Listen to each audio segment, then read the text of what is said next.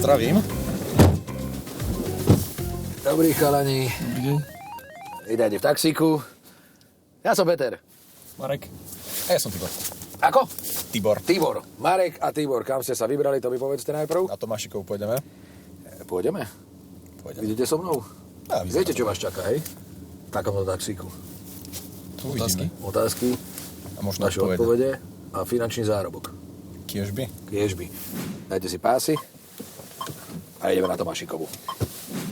Aká farba vznikne zmiešaním modrej a žltej?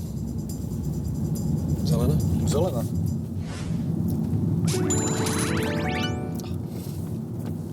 A takáto u nás je dobrá. Keď malujeme u nás zelenou, vtedy je dobre. Doplňte anglické príslovie. Povedz mi, čo čítaš. Čo ja ti poviem, kto si? Asi takto by som... Môže byť. Nahlas, chalani. A ja ti poviem, kto si. A ja vám poviem, že máte ďalších 15 eur. Akú maximálnu rýchlosť má na slovenských diaľniciach povolenú motocykel? 110 myslím, alebo 90. Alebo 130 dokonca. 130 asi by som ja povedal. Rozhodli ste sa pre rýchlosť 130 km za hodinu, áno? Áno. A ten typ bol... Správny, jasné, 130. Ako sa volá fiktívna postava univerzálneho českého génia, ktorú vymysleli Jiří Šebánek a Zdeněk Svěrák? Vieš? Jara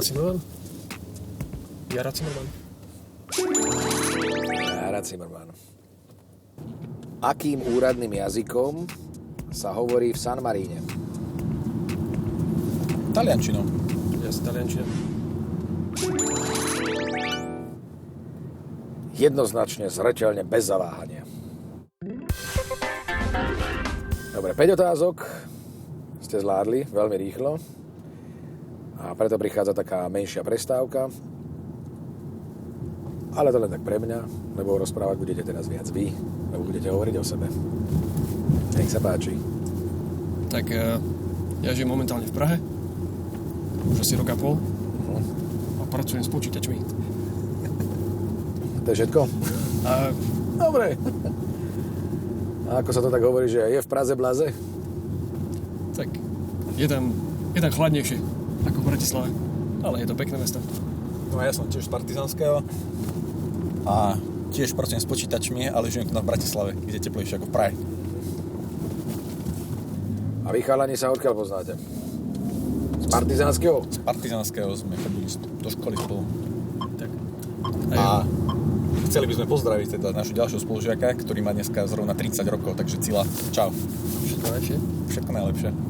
Dobre, ak ste ho pozdravili, gratulujeme aj my. No na takú oslavu sa patrí aj niečo priniesť, tak poďte si zarobiť čosi. Ideme na otázky v hodnote 30 eur. V ktorom meste sa nachádza letisko Johna Lennona? Tak to bude asi v Anglicku. A mesto... Liverpool, Beatles boli z Liverpoolu. Dajme Liverpool. Celkom logicky asi to vyplývalo z toho, čo ste povedali aj vy. I keď mohli po ňom pomenovať letisko aj inde, ale toto bola taká najlogickejšia asi úvaha. Dobre ste to spracovali. Takže Liverpool. Čo je inaugurácia? Inaugurácia je slávnostné uvedenie do nejakého úradu. Inaugurácia prezidenta. Napríklad. Uvedenie do úradu prezidenta. Ja by som to uznal už aj predtým. Správne. Ale tak hovorí sa to v súvislosti s prezidentom, jasné. Viete, aký znak má v Morzeovej abecede písmeno A? Tak to musí byť. Používa sa často, takže to bude niečo krátke. Bodka, čiarka. Ja vôbec nemám ani predstavu. Tak zavolajme to. Zavoláme to tam. Áno? Dobre, a komu? Rudovi. Rudé kamoš, hej? Rudo je kamoš, partizán. Tiež. No serus, Rudo. Sme v tom taxiku a mám na teba jednu záľudnú otázku. Aký znak má v Morzovej abecede písmeno A? Bodka, čiarka. Tak čo si istý? Alebo hádame? Ja si tiež myslím bodka čiarka. Dobre, díky. Tak, čo si myslel? Bodka, čiarka. Bodka čiarka. Súhlasíte s tým? Áno. Súhlasíme s tým, hej. Dobre robíte. Kolóniou ktorého štátu bol Madagaskar? To Francúzsko. Myslím, že Madagaskar, áno. To bol Francúzsko. A viete, odkedy je nezávislý? Niekedy 60. roky. 1960. Ako sa volá šport, ktorý preslávili bratia Jan a Jindřich Pospíšilovci a stali sa v ňom 20 krát majstrami sveta? To musí byť niečo dvojité. Čo sa dá robiť vo dvojici? Čo som povedal? Kajaking alebo divoká voda. Ale Češi sú to moc není dobrí. Tak ale to môže byť spred 50 rokov. Pospíš. Ako sa volali ešte raz? Jan a Jindřich Pospíšilovci. Neopýtame sa niekoho na ulici? Pospíšilovci. No asi by sme sa mali spýtať nejakého... Asi sa opýtame na Asi ulici. sa opýtame niekoho. Takého nejakého staršieho. Tohto sa chcete spýtať, či... Skúsime sa spýtať tohto, keď je tu. No. Dobre, takže zastavujeme. Opýtame Jan sa. a Jiži. Jan a Jindřich. Pospíšilovci. Dobrý deň. Dobrý. Môžeme sa opýtať otázku? V akom športe sa preslávili Jan a Jiži Pospíšilovci? Jindřich Pospíšilovci. Jindřich Pospíšilovci. Na bicykloch. Na bicykloch? No. Ďakujem. A stačí takáto odpoveď? No, potrebujeme to presnejšie, zdravím. Na bicykloch štafeta, alebo... Nie, no tie hry, čo hrali dvaja. Neviem, ako sa to volá. Keď dvaja sa bicyklujú na jednom bicykli? Tandem? Tandem? Nie, dvaja hrajú. Na polo, alebo Na také niečo? ihrisku. Ako na bicykloch Aké hrajú... ste vy ročníku, to ste museli vedieť. Šofér vie určite. Kočíš vie. No. Tí, čo hrajú na bicykloch... Čo hrajú? Dvaja. Cyklobal to môže byť s loptou na brány. Cyklobal. Dvaja sú v tíme. Dobre, ďakujeme pekne. Ďakujeme. Dovi.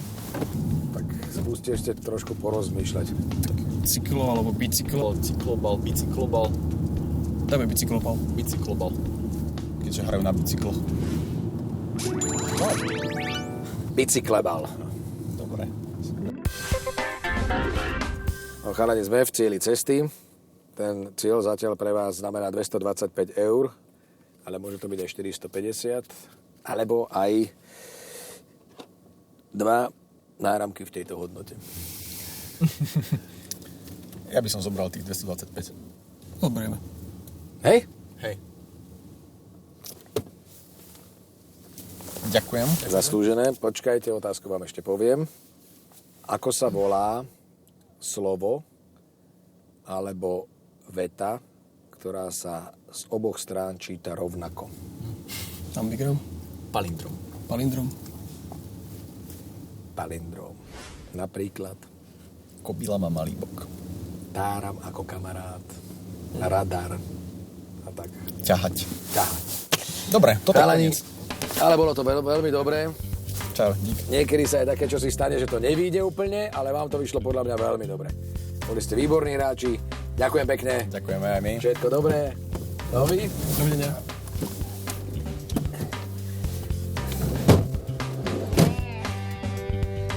Ja si myslím, že chalani boli veľmi fajn, možno ostali na konci trošku sklamaní, ale tak zase 225 € je určite veľmi krásna výhra. Ak chcete podobné peniaze zarobiť aj vy, nech sa páči, dvere do taxíka sú vám otvorené. Uvidíme sa opäť o týždeň. Dovidenia. Čo sa stane, ak vás